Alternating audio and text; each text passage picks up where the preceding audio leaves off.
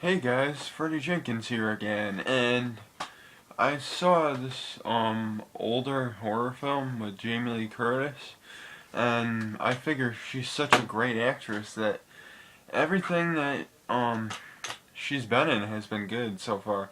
True Lies, Halloween, Blue Steel was alright, and Virus, The Fog was But I came across this older slasher film called Terror Train, and from what I remember, um, David Copperfield's in it for like a couple minutes, couple scenes here and there doing magic, and I don't know, there's something about this film I didn't get. Um, but Jamie Lee Curtis is alright as an actress. But this film, I don't know, it wasn't one of her best, I thought. Um, the killer changes masks. Spoiler alert, if you don't want to hear it. But yeah, he changed masks, and it's pretty obvious from the box. He wears that. Um, I call that the Mr. Noodle face. Yeah, because it really looks like Mr. Noodle's face. And Mr. Noodle was a character on Sesame Street, obviously. But I didn't care for this film too much. The characters I felt were underdeveloped and you couldn't even care about them. The killer, nah. The killer, the way he changes costumes is creepy. I get that. And the setting, that's creepy too. The setting was the best part of it because you never knew what would happen and he could be anywhere. And the problem with this film, I thought, was that it was so darkly shot and it was very dark that half the time you could barely tell what was happening. But I don't know if it was something wrong with this DVD that I have or if you guys could tell me why it was shot so horribly like that. I mean, is it supposed to be like that? I don't know. But overall, the film, it has a good storyline, although I don't get it, I guess. I mean, this is when horror films were dying down, and you could tell. Oh wait, never mind. This was made 1980. But yeah, horror films have gone way downhill, and compared to nowadays, I say I'd rather watch this film, and I don't even care for this film. Can you believe that? But slasher movies don't do anything different. However, this one did. I mean, the killer changes costumes. That's creative. I've never seen that happen before. You know, and it's rare to see a killer just keep changing masks. You know, it's almost as if anybody could be the killer. You know, we all wear masks.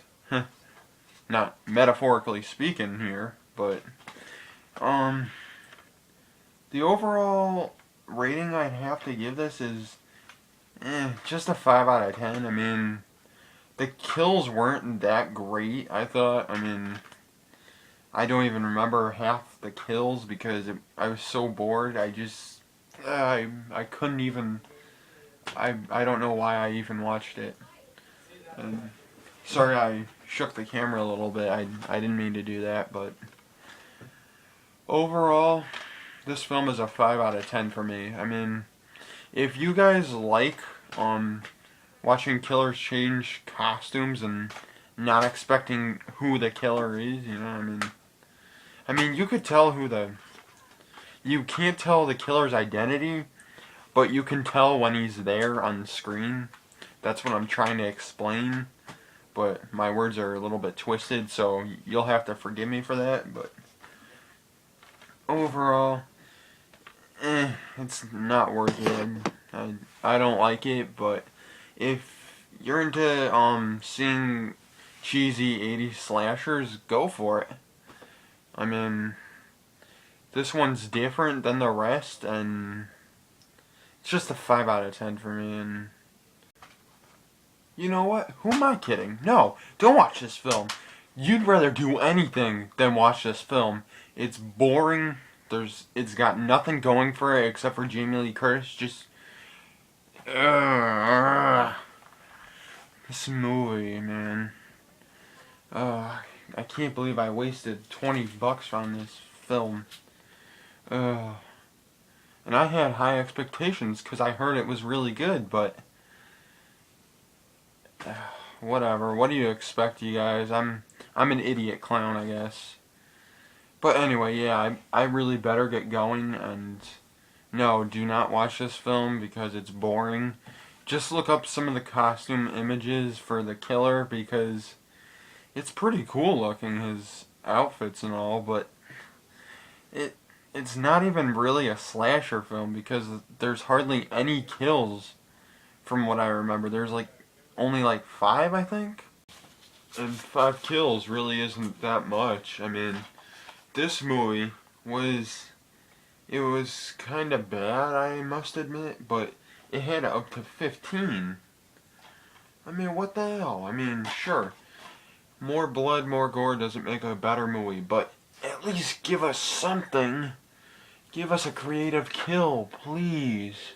That's what the slasher genre is for. Do something creative with it. Don't copy shit. And forgive my language again. I'm just so fed up with it, you know? I mean, I don't know if it was even trying to be a slasher. I mean, it kind of reminded me of Prom Night, where it didn't have too much gore either. But, Prom Night sucked too. I mean, that's another dud by Jamie Lee Curtis, which I couldn't stand. But I like the story for Prom Night. I mean, the kills sucked. I mean, yeah, there really isn't too much kills in the film, but anyway, the Prom Night was good because of its story. Terror Train, the story doesn't even make any sense. I mean, sure, I haven't seen it in about a week or so, but I still can't, I don't get the concept of it. I mean, yeah, they're on a train, a killer kills them one by one, yeah, in so-called various ways, but we don't even get to see them. There was one I remember, but I don't remember exactly the details. I mean, I know the details, but I don't want to spoil the movie for you guys in case you guys haven't seen it and you guys are planning to see it. I mean, yeah, I know. I hate ruining people's you know, what is it? Plans. Yeah. I was looking for the word and plans is the only word. But yeah, I mean, Terror Train didn't have any creative kills. It was more creative with the settings, the style of the killer, the way he walks around, just changes costumes, all that. That's where it was focused on. It wasn't focused on the gore, and I could forgive that. Okay, but no kills is boring. It really is. You gotta have at least one memorable one. I don't remember. Well, I do remember one. It it didn't look too realistic, and I wasn't very surprised that it looked like a doll. But yeah, I mean, overall, the film lacks, and just like every average slasher film, everything lacks. Okay, every slasher film lacks something, you know. John Carpenter's Halloween, I'm just gonna bring this up because of it. It's lacking in, you know, what's the word I'm looking? It's lacking in some of the story. Like, why is he attacking these teenagers? You know, But that's when part 2 comes, and they explain it, bring it together, you know? And just the story for Terror Train, it forgets all of that, and I'd rather watch My Bloody Valentine, the original, and there wasn't too many memorable kills with that one either. I don't even care about the original. Well, you guys, I'm rambling on here. I'm sorry, but overall, the film's a 5 out of 10 for me, and peace out. See you at the next review.